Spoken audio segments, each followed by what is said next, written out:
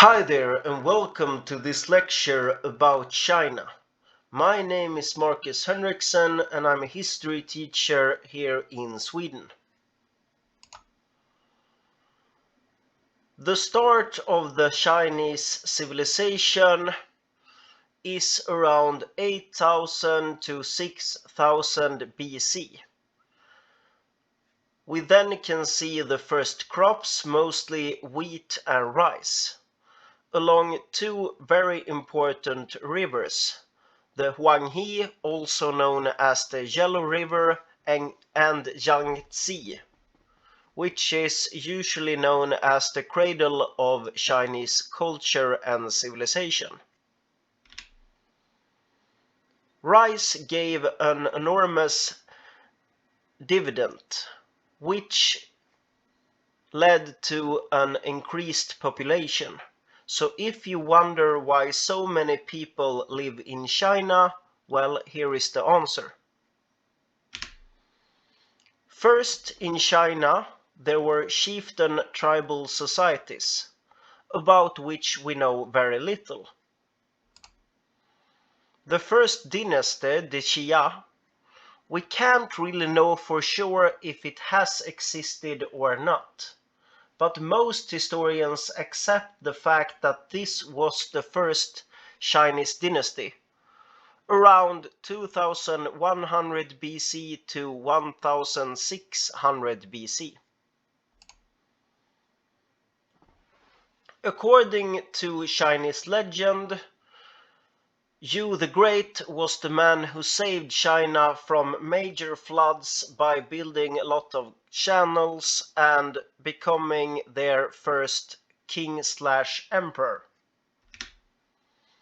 The evidence for this were the cast of 9 so-called tripods from different parts of the country. However, these later disappeared during the beginning of the Qin dynasty in a flood. We know for a fact that the prosperity increased in China rapidly during this time. They also began to produce silk and start a large mining industry that produced both silver, gold, and jade. We then have the Shang dynasty, about 1600 BC to 1000 BC. The emperor was now both king and god, just like in Egypt with the pharaohs. So in the Chinese society at this time, we have an emperor at the top. Under him we have advisors and senior military commanders. Then we have the soldiers, the traders, the farmers, and at the bottom the slaves. But after we can see a very troubled time in China around 1000 BC to 200 BC. There were a lot of smaller kingdoms that basically fought one another for power and control of the region. During this time, we have a very important person, Sun Tzu, and he wrote a book, The Art of War, which is about understanding and defeating your opponent. This is widely read today in China and by most military commanders and economists. We also have this man, Kongzi, but he's mainly known as Confucius, about 500 BC.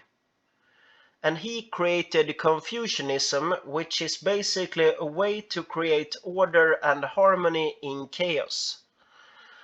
And he provided several books on how to act in relation to other people depending on their position.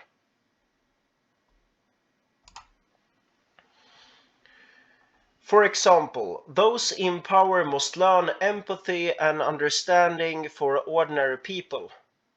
The people must in turn respect the emperor and the local rulers. You must always respect the elderly. They have built the country and want your best. And always respect the family, especially the father of the family, but also be kind to friends and strangers. Then we have the Qin dynasty, and this is also known as the first great empire in Chinese history. The Qin dynasty arose around 221 BC, and the word China comes from Qin, China. During this time we can see the crossbow for the first time, unified measurement system, writing characters were standardized, unified coin system, common law system, and so on. We can now also see the first Chinese walls, but they weren't built in stone but mostly in clay. And yeah, they don't really show these ones to tourists. During this time we can also see the creation of a huge burial ground, which contains, among other things, the terracotta army, consisting of thousands of smiling soldiers. Then we have the Han dynasty, and we can see various Han emperors that ruled between 200 BC to 200, and the most powerful one is this person, Han Wudi. During this time we can see that the Chinese civilization began to trade a lot more with India, but also with the Middle Eastern kingdoms and all the way to Europe.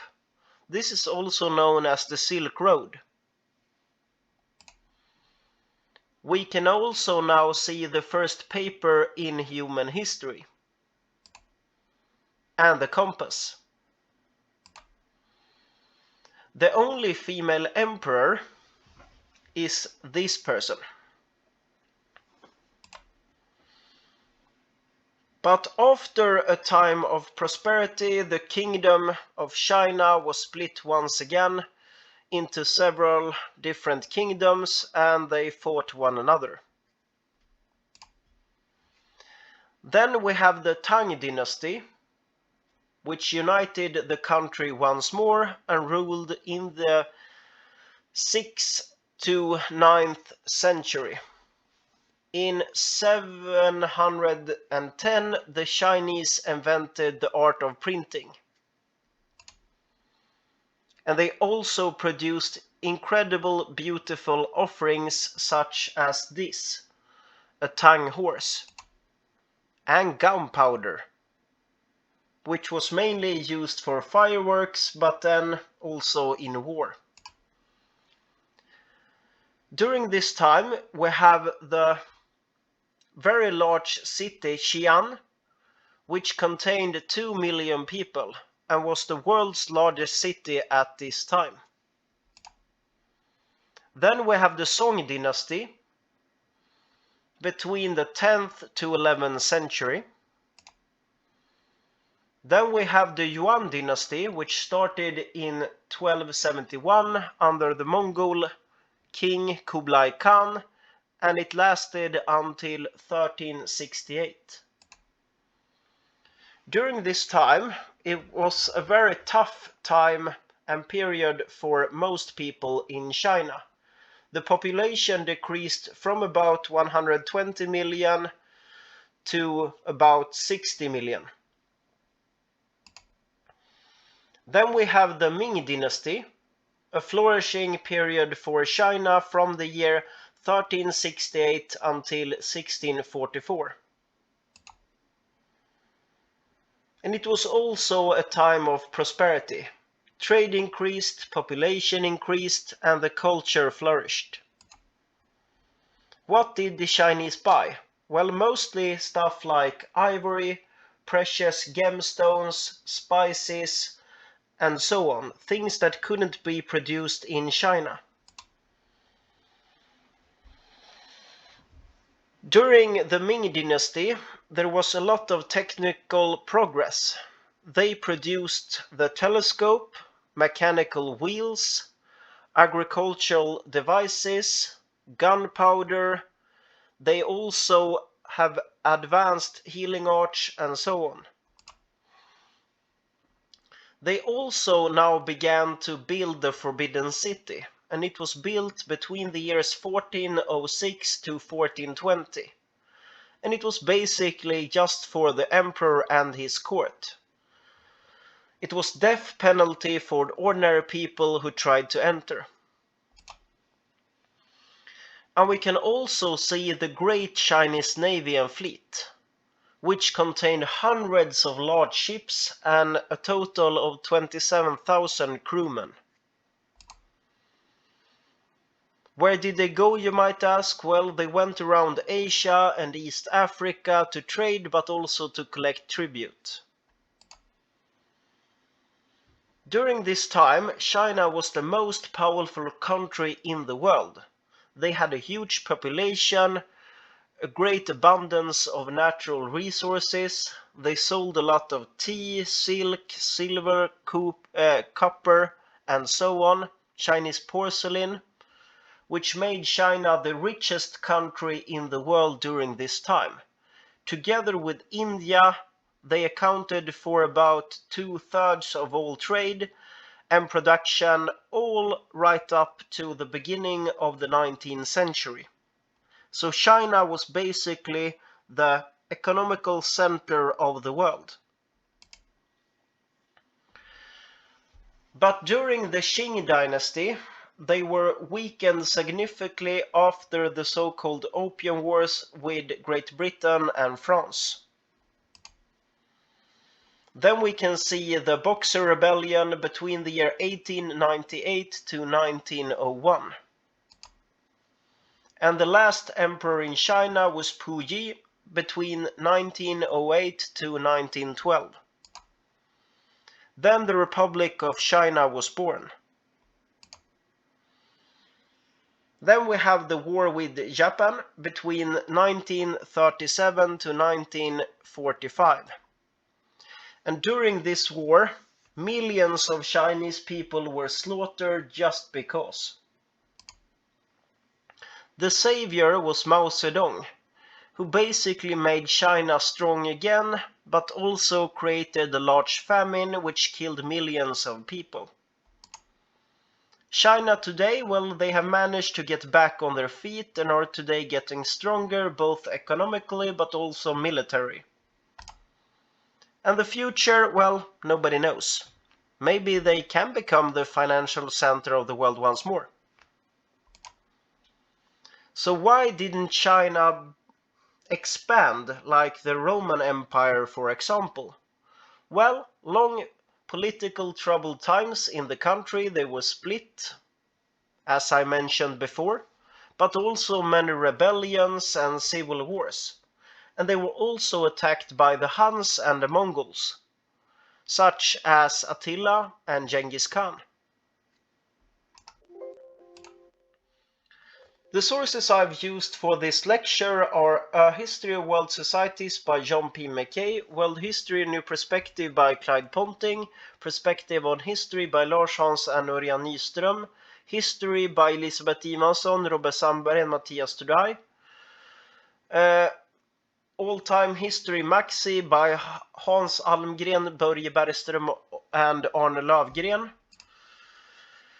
SO-rummet.se, Wikipedia, History of China, Wikipedia, YANGTZE, documentaries such as The Empress Who Ruled the World, Kublai Khan, China's Mongol Emperor, How Confucius Redefined Chinese Society, How Old is the Chinese Civilization, The Secret 1,400-year-old megatomb of the first Chinese emperor, The Emperor Han Wudi, Ancient China's Greatest Conqueror.